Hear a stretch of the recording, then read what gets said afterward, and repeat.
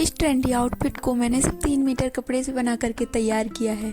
कैसे तैयार किया है वो स्टेप बाय स्टेप मैं वीडियो में आगे आपको बताऊंगी। तो कमेंट करके ज़रूर बताइए कि आपको ये ट्रेंडी आउटफिट कैसा लगा, और अगर वीडियो पसंद आए तो वीडियो को लाइक, शेयर और सब्सक्राइब ज़रूर कीजिए। तो देखिए, हम सबसे पहले कपड़े को मैं आपको नाप करके बता देती हूँ। तो ये पूरा 3 मीटर कपड़ा है, लेकिन इसमें थोड़ा सा कपड़ा कम भी है क्योंकि मैंने बहुत पहले इसका पोटली बैग बनाया था जो मैंने अपने चैनल पे अपलोड कर रखा है।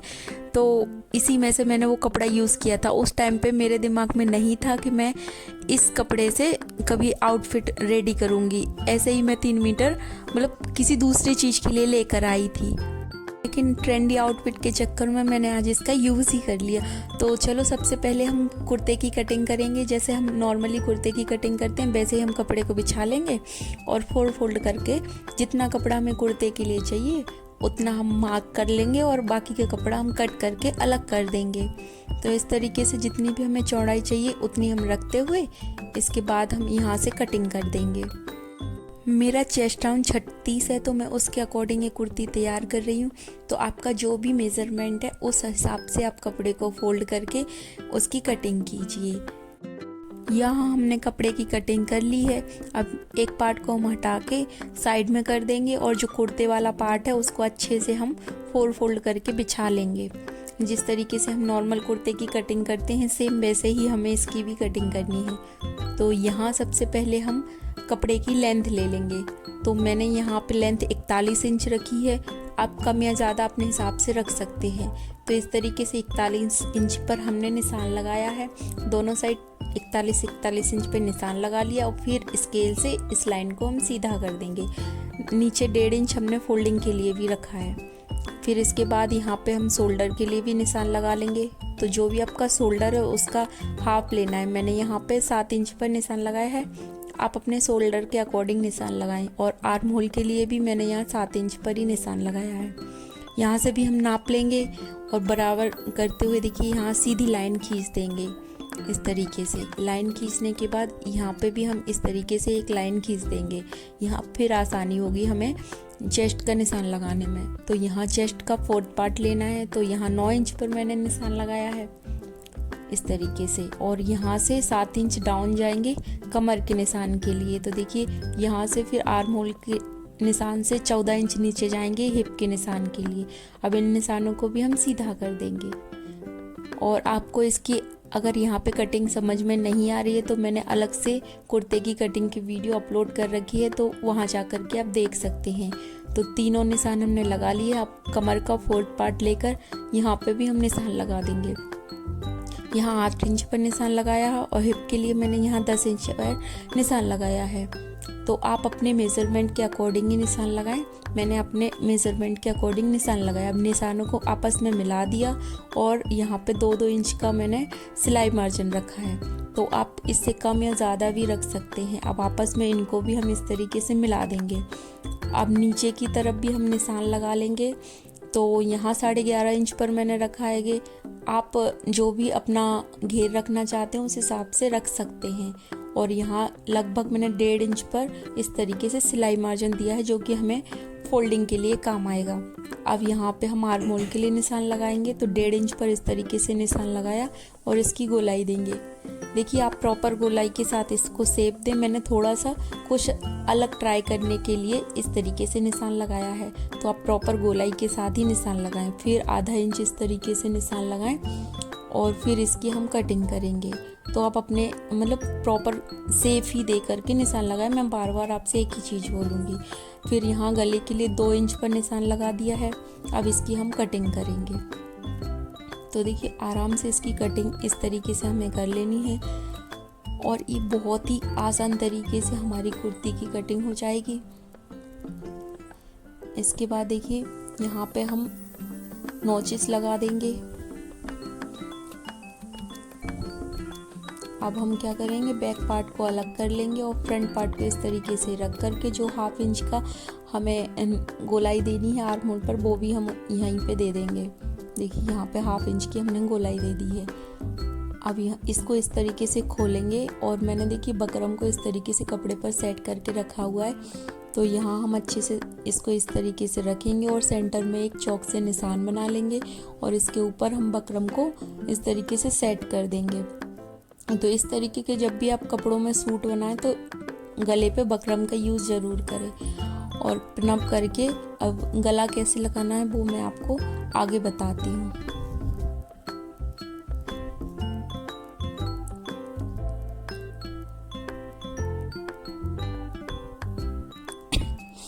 तो देखिए यहाँ पे हम अब गले को अच्छे से लगाएंगे। तो यहाँ पे पहले हम एक लूज स्टिच लगा लेंगे ताकि हमारा गला यहाँ वहाँ खिसके नहीं, क्योंकि ये काफ़ी कपड़ा फिसलता है सिलाई के टाइम पे, तो इसको सिक्योर करना बहुत ज़रूरी होता है। इस तरीके से हमने एक बीच में सिलाई लगा ली है। अब हम क्या करेंगे कि साइड से बिल्कुल किनारे से सिलाई लगाएंगे। अब इससे होगा क्या कि हमारा गला यहाँ वहाँ खिसकेगा नहीं और बहुत ही आसानी से हम गला बना करके तैयार कर लेंगे। देखिए इस तरीके से हम बिल्कुल आराम से गले की सिलाई लगाएंगे।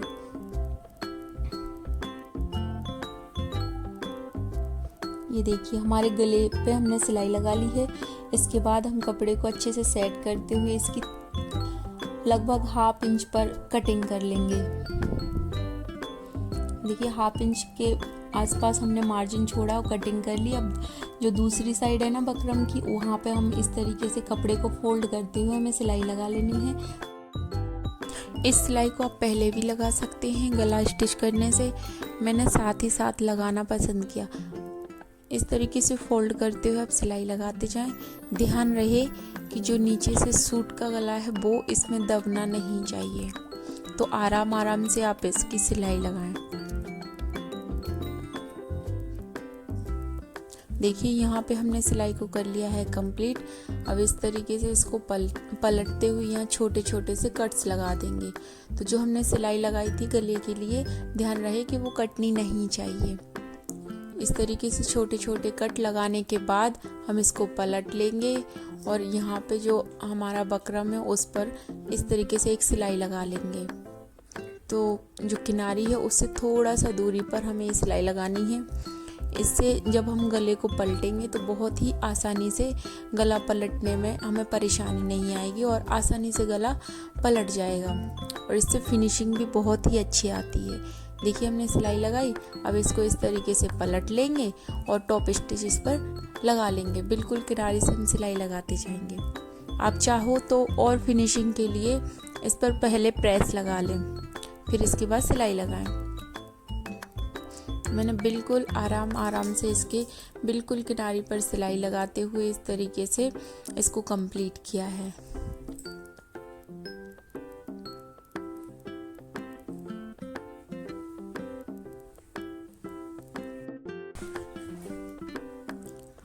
ये देखिए यहाँ गले की सिलाई हमारी कंप्लीट हो गई है। आप यहाँ पे आप चाहो तो ऊपर से एक और सिलाई लगा लें या फिर बाद में आप इस पे तुरपाई कर लें। मैं इस पे तुरपाई करूँगी इसलिए मैं अभी इस पे सिलाई नहीं लगाऊंगी। इसके साथ ही अब हम दूसरे पल्ले पर भी सेम प्रोसेस से गला तैयार कर लेंगे। तो मैंने इसका गला तैयार कर लिया है। देखिए अब हम यहाँ पे शोल्डर को अटैच कर देंगे। तो जो सीधी साइड है उसको अंदर रखते हुए दोनों साइड उल्टी साइड को इस तरीके से रखते हुए हमें यहाँ पे सिलाई लगा देनी है। तो इस तरीके से देखिए हमने यहाँ पे शोल्डर भी कंप्लीट कर लिए हैं। अब यहाँ पे हम आर्म होल के लिए पट्टी कट करेंगे। क्योंकि ये सूट मैं स्लीवलेस बना रही हूँ तो यहाँ पे मैं आर्म होल में पट्टियाँ लगाऊंगी।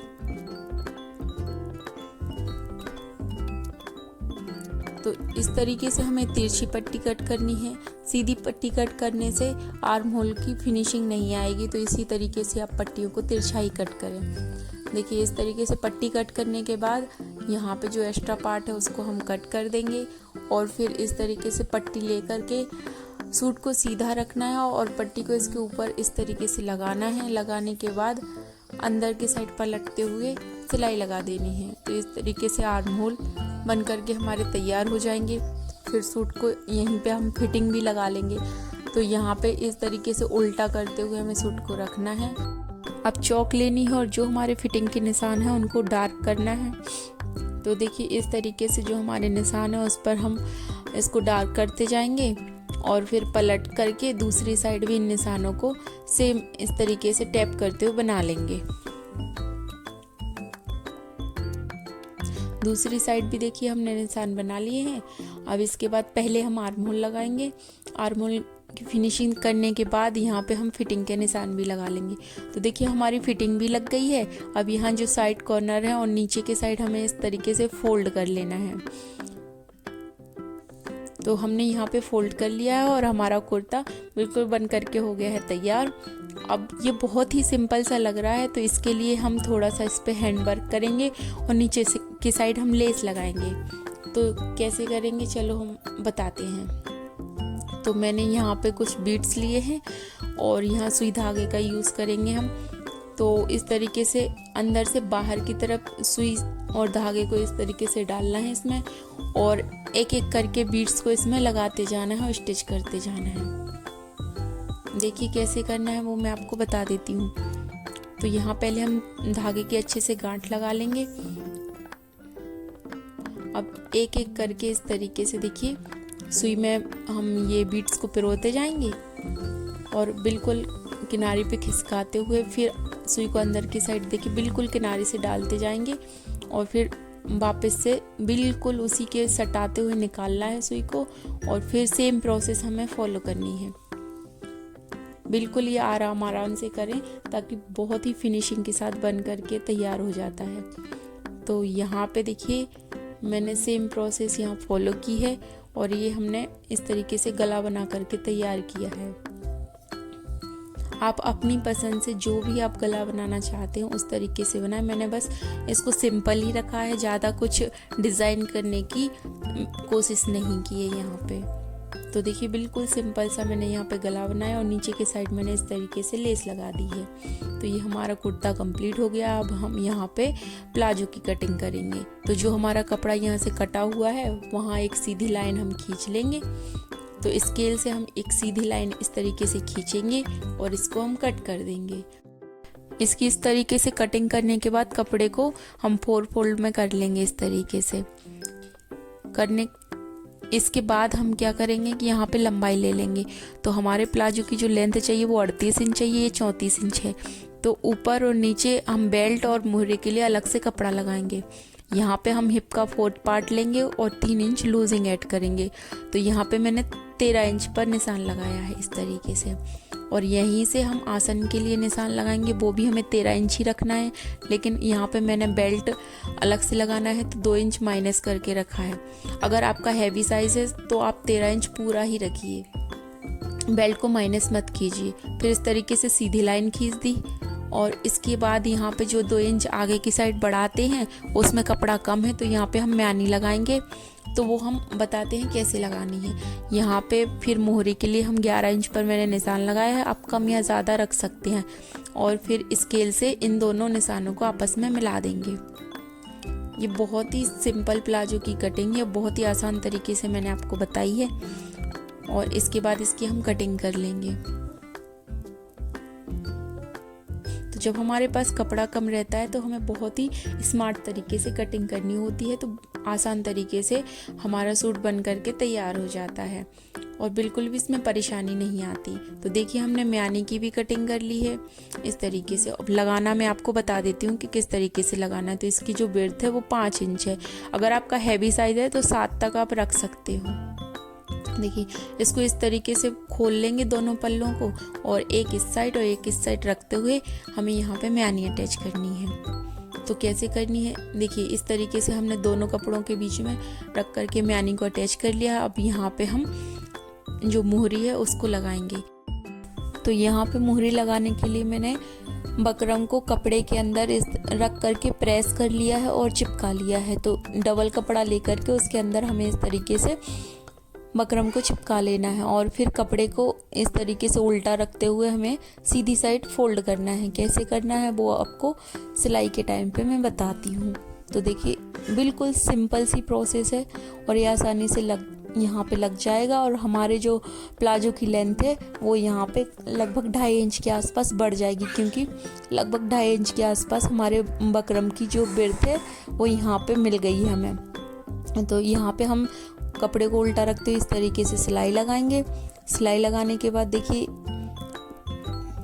इसको पलटते हुए यहाँ पे भी एक सिलाई लगा लेनी है हमें। जब भी हमारे पास कपड़ा कम होता है तो स्मार्ट तरीके से हम उसकी कटिंग और स्टिचिंग करेंगे तो बहुत ही प्यारी ड्रेसेस हमारी बन जाएंगी और कपड़ा कम भी नहीं पड़ेगा। तो यहाँ पे देखिए हम इसको ऊपर की साइड फोल्ड करेंगे, सीधी साइड लेके आएंगे और बिल्कुल किनारे पर रखते हुए फोल्ड करते हुए यहाँ पे सिलाई लगानी है हमें। बिल्कुल किनारे से ही सिलाई लगाएं। आप चाहो तो इसको पहले कच्चा कर लें या पिन से सिक्योर कर लें तो और भी आसानी हो जाएगी आपको करने में। देखिए बिल्कुल आराम से यहाँ पे हमने सिलाई लगा करके कंप्लीट की है। अब ये कपड़ा हमारा दूसरे कलर का पड़ रहा है तो ये दिखेगा तो अच्छा तो लगेगा नहीं, इसके लिए यहाँ पे हम बॉर्डर पे लेस का यूज़ करेंगे। तो यहाँ पे हमने यहाँ लेस ले ली है जो कि हमने कुर्ते में भी लगाई थी और इसको भी हम यहाँ पे सिलाई लगा लेंगे।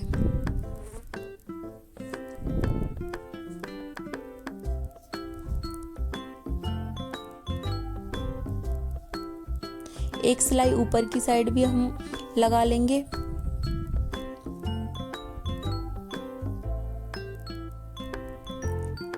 ऊपर की साइड हाथ फेरते हुए सिलाई लगाएं ताकि कोई सिलवट ना पड़े और बीच में भी हम एक सिलाई लगा लेंगे।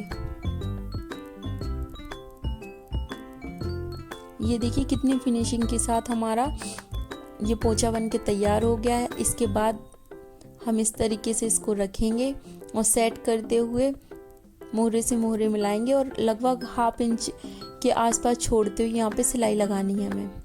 ये हमारी फिटिंग की सिलाई रहेगी। तो आपको जितना भी नीचे बॉटम चाहिए उतना रखते हुए आप सिलाई लगा लें। हमने यहाँ पे सिलाई लगा ली है, एक्स्ट्रा पार्ट की हम कटिंग कर देंगे। अब इसको हम सीधा कर लेंगे। यहाँ पे हमने सीधा कर लिया है।